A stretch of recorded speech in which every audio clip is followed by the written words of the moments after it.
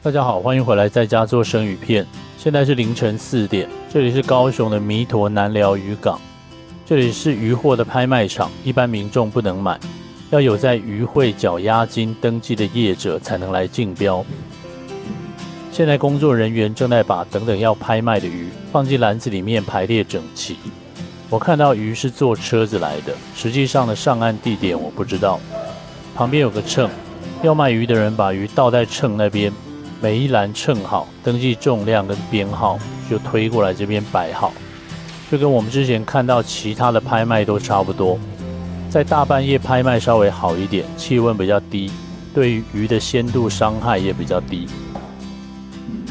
我在这里遇到一位频道观众，他是在地人，懂很多其中的关键之处，就是他跟我说蚵仔寮有 HACCP 认证的事。他说这里的鱼会分左右两边，一边的鱼不是现流的，另外一边的就是，所以两边的鱼状态跟价格都有差。如果大家仔细观察一下，应该就能分辨出来，有一些鱼的状态是有落差的。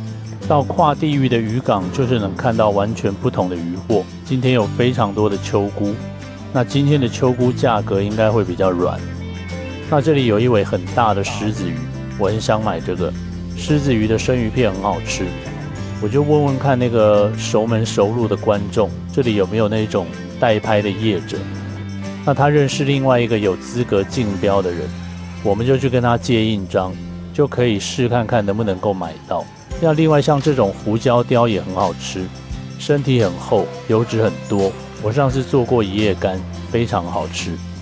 今天的鱼超多，排了很久都没有排好。那这种情况可能可以捡个便宜。如果说鱼很少，风浪很大，价格就会比较高一点。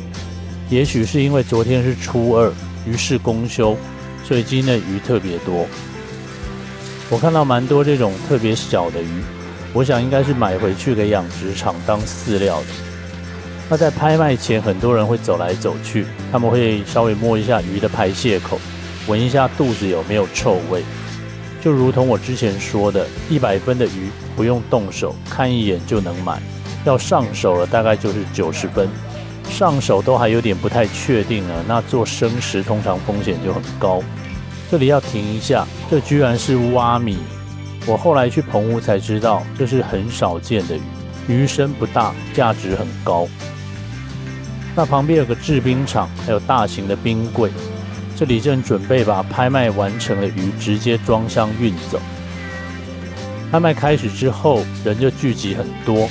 我站在自己想要竞标的鱼旁边，因为跳手喊价非常快，我很怕他一下子喊完，我来不及出手。因为渔会的人说竞标过程不能展示，尤其是价格不能放上网，所以我尊重这个游戏规则，全程静音。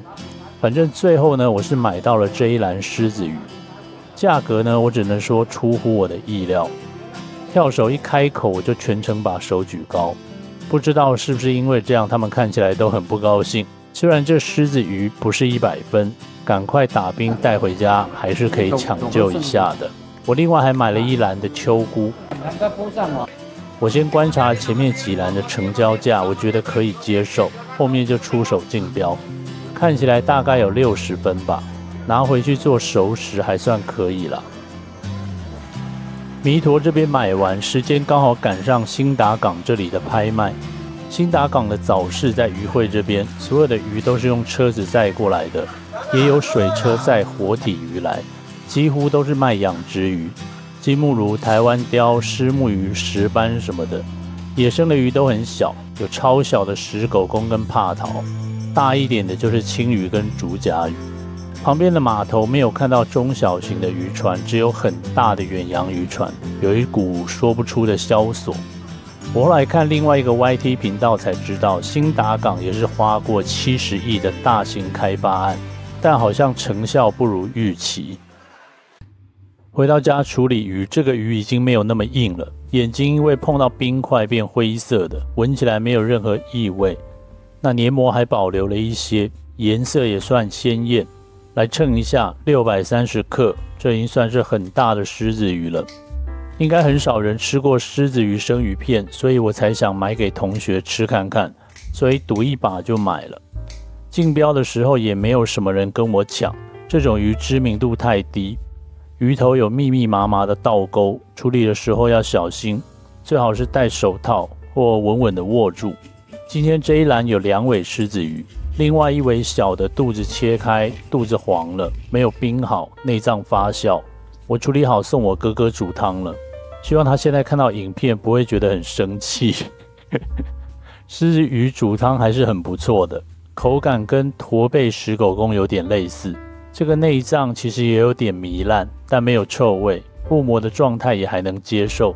依照我以前买狮子鱼的价格来对比今天买到的，等于白赚了一条。非常感谢那个教我竞标的观众。再来处理这个秋菇，这秋菇的颜色就不是太鲜艳了，身体还算僵直，黏膜很少，大概有70分吧。这一篮总共7尾，切开之后呢，有2尾肚子内脏破裂，鱼腹染色，有2尾比较惨，没有冰好，内脏糜烂，腹骨跟鱼肉一推就分离了，但还好价格不贵，买来做一夜干也是很不错的。买到了鱼鲜度没有把握时，撒大量的盐能去掉不好的气味，赶快脱水，一方面能够收紧肉质，一方面能够排除细菌的影响。所以买到鱼切肚之后觉得不太妙，就做一夜干吧。浓缩了鱼油跟香气的秋菇，干煎起来还是非常不错的。但是做一夜干你需要很利的刀跟很稳定的刀工，尤其是鱼头是最难切的，一定要避免鱼身体滑动才能切得过去。垫个毛巾或厨房纸巾都可以。一开始头没有把握弄好的，直接放弃鱼头也是个做法。鱼头收集起来煮汤就好。备开好之后，再把鱼鳃跟内脏拉掉。鱼鳃连接处刚刚一开始就割开了，这样子后面处理比较方便。下巴骨给一刀，这样子鱼能够铺得更平一点。看一下这尾鱼的腹部有一边是糜烂的，白色的腹膜都不见了。血合的位置用小刀割开，鱼刺的断面用剪刀修一下，免得刺到手或是刺破带子。所有的血块都刷掉。鱼动脉的地方刺几个洞，把血挤出来，这样子气味更纯粹。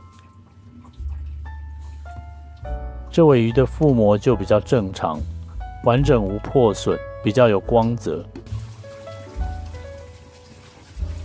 这样都好了，就全部都拿去做一夜干。经过了1天，我切鱼来吃，因为一夜干要在冰箱吹1天风，浓缩油脂的香气更好吃，所以我隔天才吃这2种鱼。这个狮子鱼我也不敢放久，广义的来说，我买之前就已经熟成过了嘛，放1天就赶快吃了。这些鱼的价格真的比我以前买的低不少，但品质也比较低。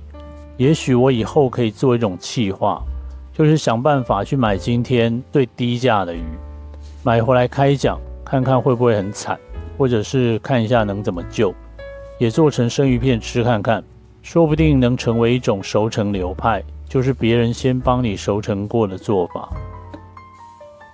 脊椎中间有一点黄黄的血渍，问题不大，喷冰盐水吹一下风。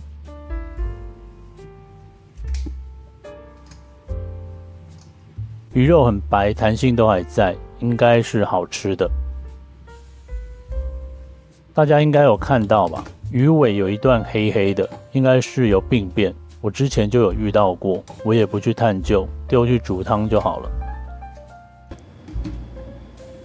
来煎做好的一夜干，鱼肉收紧之后，动脉的残血就很明显，不会影响味道，因为泡的时候有加米酒，就是不好看，看不亏。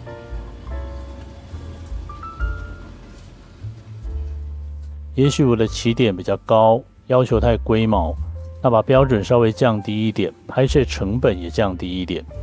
当然这是开玩笑的啦，因为影片还是有一些外国人在看的嘛。如果他们看到我们用不是很高分的鱼来做生鱼片，会不会觉得我们很可笑？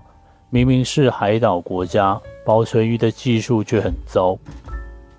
这鱼有被撞伤，肉上有一块淤血，吃的时候要把它削掉，然后鱼皮拉掉，肉色已经氧化变色了，这也是鱼在中途没有冰好的状态。当然，低价有低价的市场，高价有高价的，不同的鱼法、不同的保存、不同的价格，不能混为一谈。用高品质的货去对比低品质的价格，或者是拿低品质的东西卖成高品质的钱，都是不对的。经常有人会抱怨某某某的观光渔港或者某某海鲜餐厅会坑杀消费者，那是不是就代表了我们自身对于海鲜的尝试非常低呢？才会让这些不肖业者有恃无恐。